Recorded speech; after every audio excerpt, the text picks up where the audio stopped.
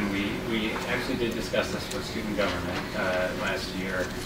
This partially making sure that we don't have to subsidize the education fund and keep the tuition rate low. We went through all areas of the college looking for expenditure reductions, and the cafeteria was one of them, actually resulting in one of the employees being laid off. So to accommodate that new staffing schedule is what led to us having to do that. But when we made the reductions in the college, we did fully talk through options with our student government.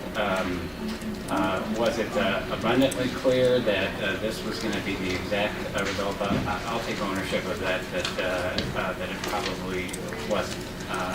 We also set out a reminder notice at the beginning of the fiscal year about what the new hours were. And I know, although we're very busy here in the summer, there are a lot of people who aren't here. So that explains that.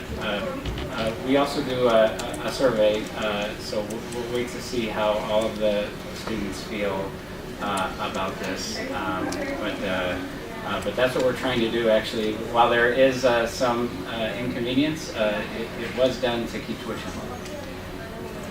David, this kind of seems to me that this is another one of those discussions the board should have. It's a matter of priorities. We want the bookstore subsidizing the food store. Do we want those areas subsidizing athletics and maybe other areas of the college? I mean, it's a priority issue of how we want to allocate our dollars and how we want to budget the projected revenues. I agree. And that's why I said we will have to talk at least about the bookstore. Just since I've started here, net revenue profit used to be I think $1.2 million, and it's dropped by half. And this is the market now, and it's going to only accelerate. It's not going to slow down. People are going online. Students aren't even buying books any longer because they're discovering them free online.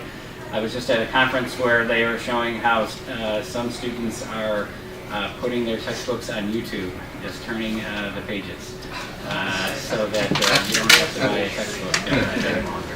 And I mean, really, when you look at our declining enrollments, maybe if we're able to do something in the area of books, that might help increase enrollments as well. Yeah. But it's our former dean of the library. She predicted that this would, remember the old term they used to use, disintermediation of this industry would occur in 2015, and I think she's going to be pretty close on her prediction. I still wonder how do you talk about this another time? But I do agree. I think we ought to weigh in on this, and I know what you're trying to do, David, and we applaud you for reducing the budget, but I think this is an area that we should give you some guidance on where the priorities really are.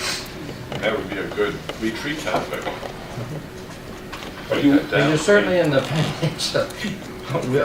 Derek's noting it, but we will. Derek, write that down. But we will at the finance retreat, of course, be reviewing all that. We can do another retreat or a committee of the whole before then too.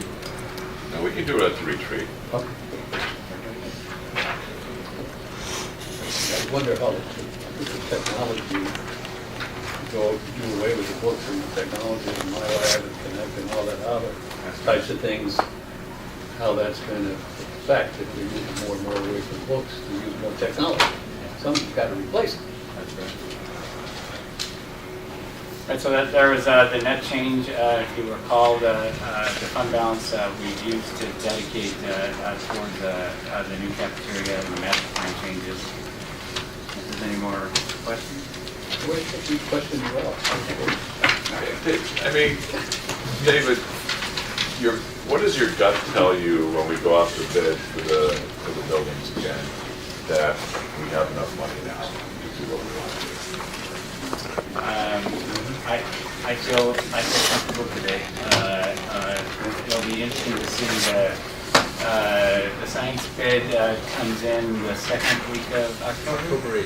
October 8th, and they can't, it won't be official. It takes well over a month, if not 2 months to get through. They have to check through every single sub and what have you, but our indications are we had a much better bidding environment this time.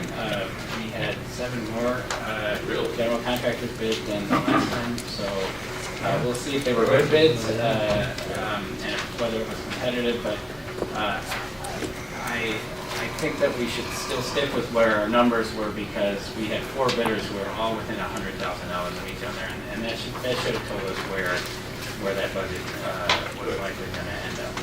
That's good to hear. It makes me feel better now, too. Yeah, and that is fully we accounted for that in the numbers we put forward.